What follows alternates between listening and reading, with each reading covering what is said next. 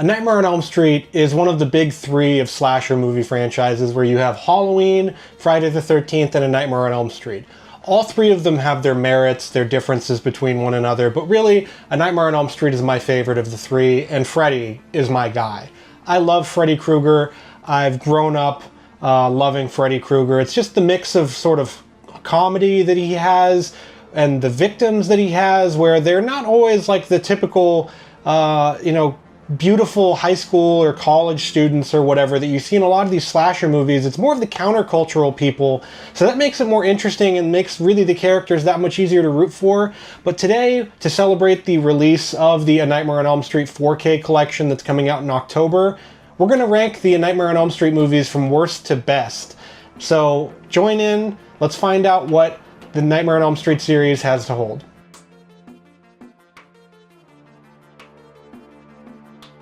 So coming in at number 9, there are 9 Nightmare on Elm Street movies we're going to be talking about here. Yes, we did include Freddy vs. Jason, even though Warner Brothers didn't include Freddy vs. Jason on the film collection. And we're also including the remake, even though Warner Brothers didn't include that in the 4K film collection as well.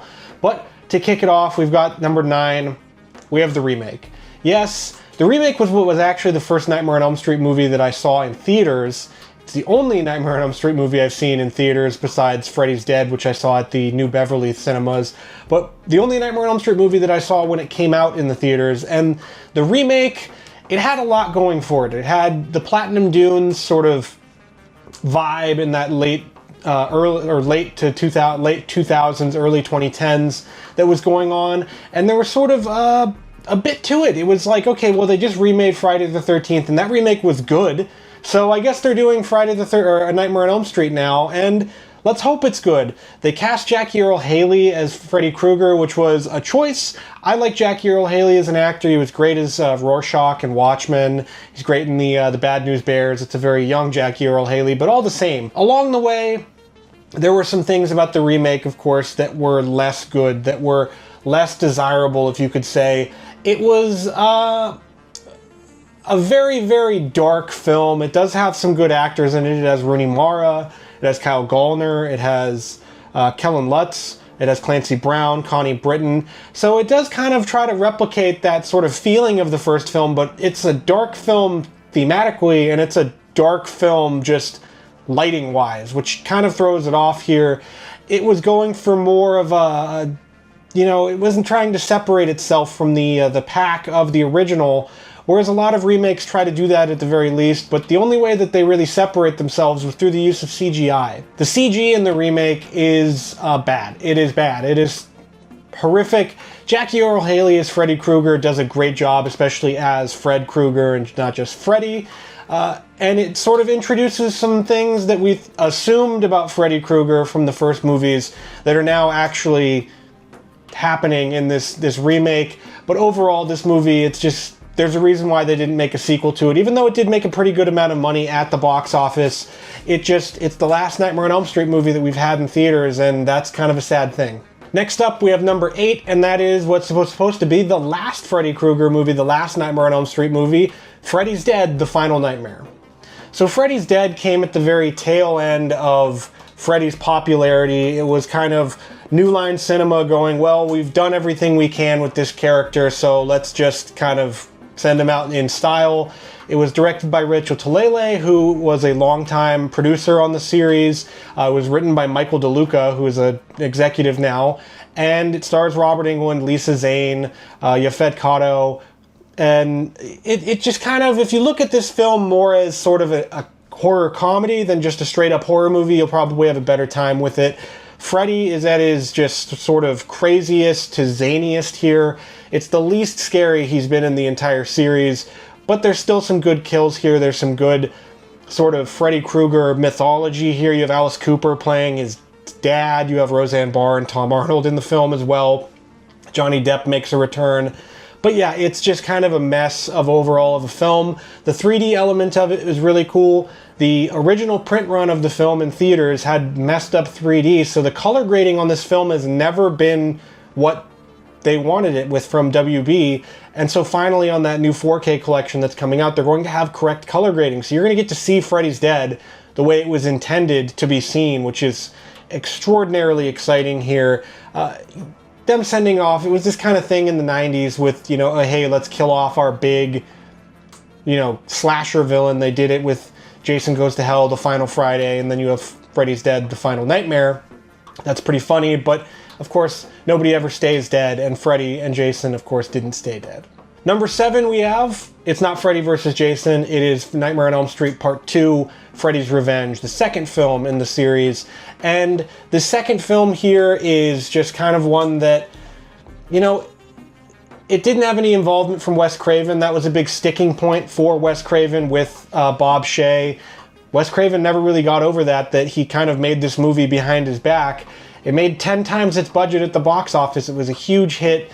This one, it stars Mark Patton, Kim Myers, who was cast because she looks like Meryl Streep, Clu Gulager. It has, of course, Robert Englund. They almost didn't bring back Robert Englund for this role, which was crazy. They wanted to hire somebody just to put on the suit and the makeup, and it didn't look right, so they brought back Robert Englund, thank God. But this film as well, it sees Mark Patton's character, the Walsh family, move into the old Thompson house, and of course, Freddy's still around. His glove is still around, and they discover Nancy's diary. Jesse and his friend Lisa, they discover Nancy's diary in his room that details her nightmares that are very similar to his own nightmares. He's having nightmares where there's, you know, fire starting around the house. A bird spontaneously combusts in one of the craziest and silliest scenes on film. But this one, it does add a bit to the character of Freddy Krueger. It just is kind of different. It is kind of a lot. There are LGBTQ underlying themes here of, was Freddy really something for being like a closeted gay man? I enjoy it more than most people do, but it is definitely still not the best of the best in the series. Number 6, we have A Nightmare on Elm Street 5, The Dream Child. And yes, The Dream Child is from 1989. It was coming at the tail end of the series here. They were running out of ideas. And it's the continuation of Lisa Wilcox's character Alice's story. She's now pregnant with Freddy Krueger's baby, the dream baby here. That's what The Dream Child is all about. It's a fine enough horror film. It's a nice gothic looking Nightmare on Elm Street film, which is cool that they added that little element to it. And you do get a lot of stuff from Freddy Krueger's backstory here, where you have basically how he was conceived, and it was a nun getting attacked, assaulted by a bunch of insane maniacs, and that was what created Freddy. So that was interesting to see, and it's nice to get backstory and stuff like that that isn't just like explaining why they're so evil. Freddy Krueger is evil because he's evil, but getting on the path to why he's evil is interesting, but it's not so much so like the Rob Zombie Halloween films where it's just, oh haha, Michael was a fat kid that got bullied, that's why he's like this. So it's adding this sort of stuff in, but it's still leaving enough room for interpretation as an audience member that it's not just hammering you over the head with it. That's what I like about this film, and the visual aesthetic, the sort of effects in the film are great, and it caps off Alice's story. And Alice, other than Nancy, is the best protagonist in the series. She's the most interesting, she's the most kick-ass, and this one has an interesting ending to it. It has the child being born and the sort of destroying Freddy from the inside out, and then yeah, it feels like it's an end, but then Freddys Dead, of course, came after this. But yeah, the film, it's fine. It's not an amazing Nightmare on Elm Street film, but it is a good horror movie nonetheless. Number 5, we have Freddy vs. Jason. This movie took so long to get made. They teased it in Jason Goes to Hell, The Final Friday, where Freddy's hand comes up and drags Jason's mask to hell. And then there was another Friday the 13th movie and made in between that, and the film finally came out in 2003 after what feels like hundreds of scripts that they went through, hundreds of ideas, ways to make it so that they both win, they both lose, somebody wins, somebody else wins. And, you know, it's just kind of this whole thing that goes into it, and it's this very big hyped movie that ends up as what could have been like a huge mess, and it is not a huge mess.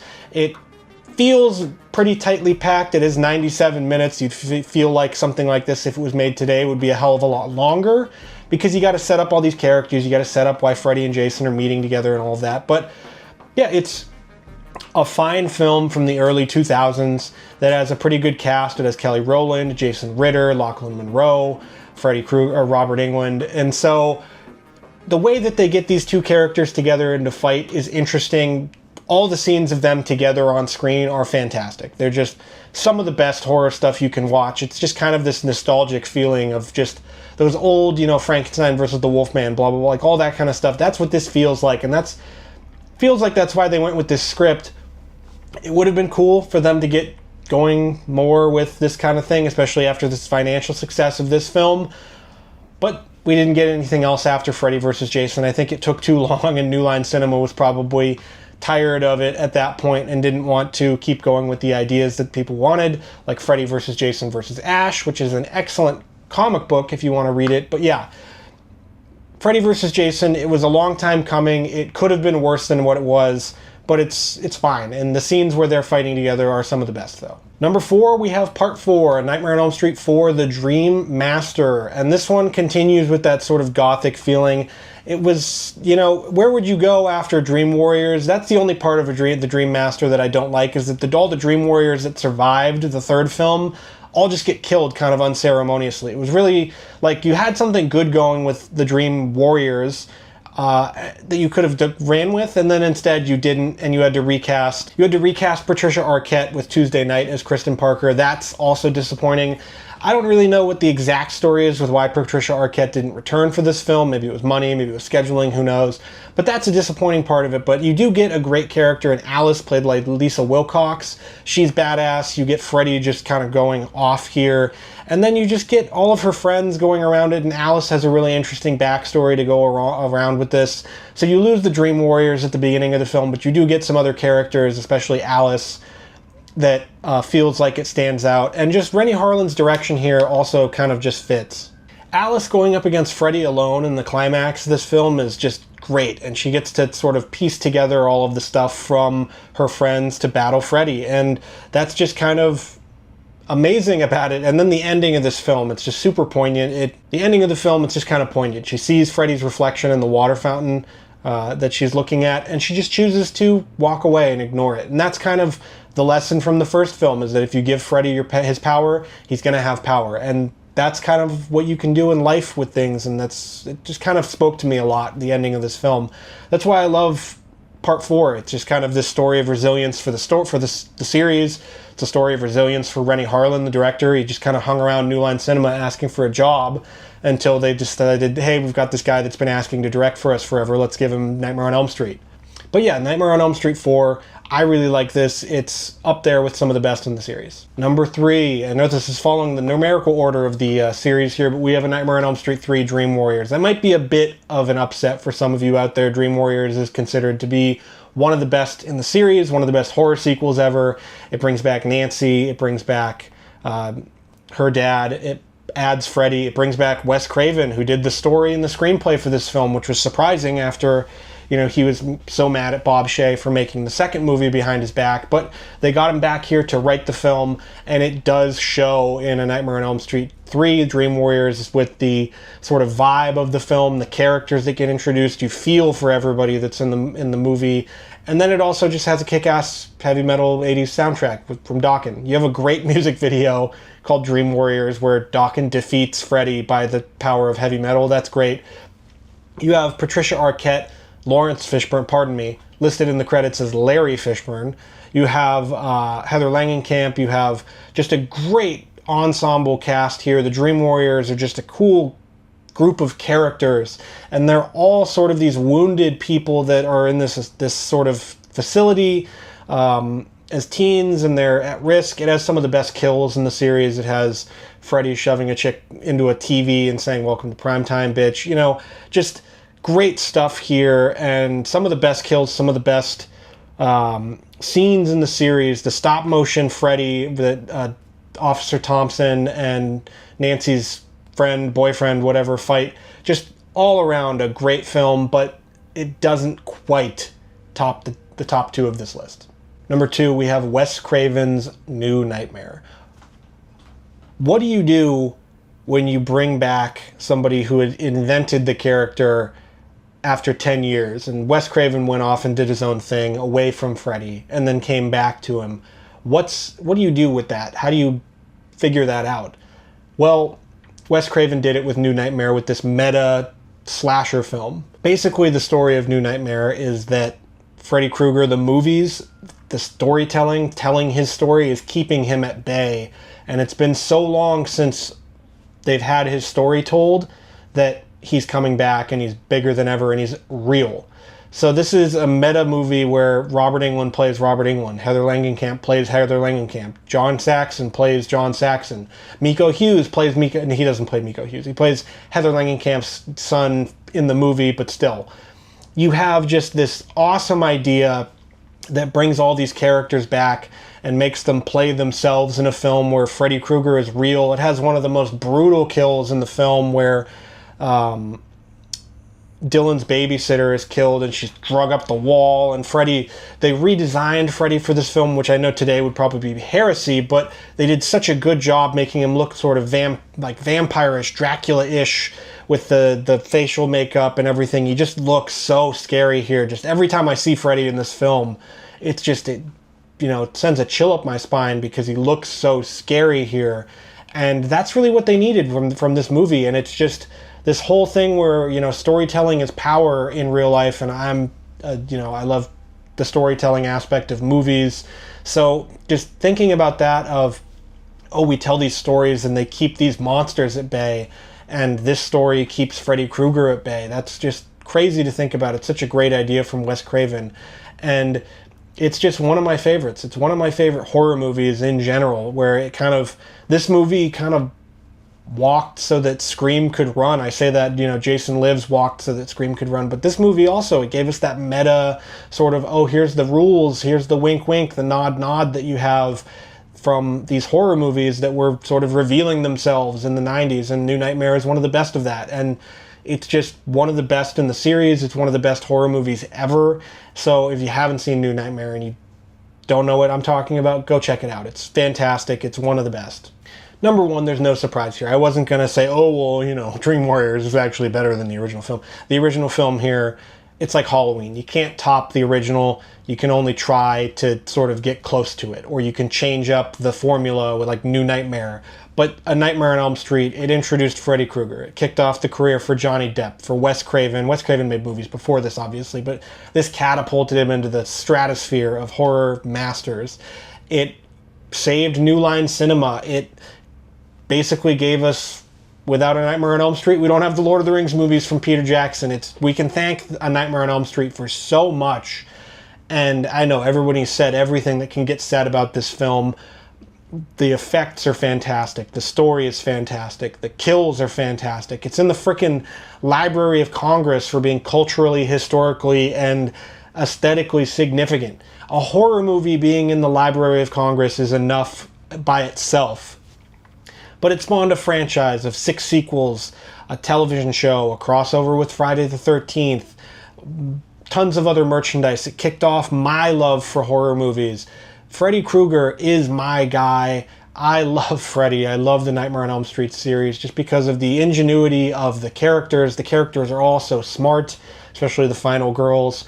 The kills are all so great. Freddy Krueger, as the series goes on, is just an excellent character, not just from the implications of his backstory and all that in the first film, but as you go through where he turns into this wisecracking comedic character, and it's just all comes together, and you get it with this film, and you get Nancy, who is just one of the best examples of a final girl out there. So smart, just independent, ingenious, just kind of, she's reading a manual about sort of grenades or whatever in the film, or traps.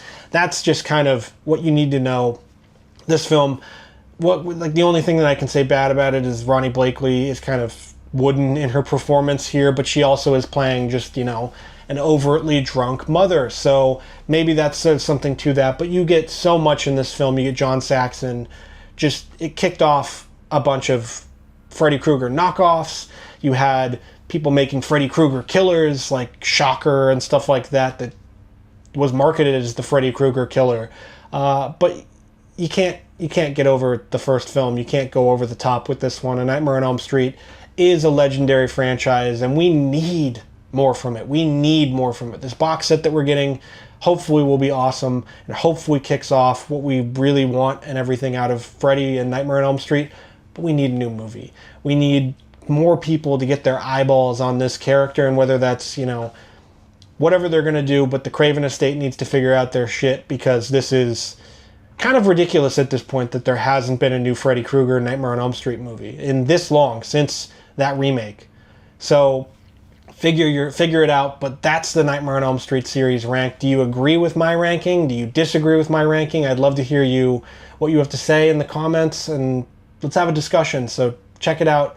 Go in the comments, and if you'd like to know what I would do to save Freddy Krueger and make a new Nightmare on Elm Street movie, you could check out this video right here. It's all about how I'd save a Nightmare on Elm Street.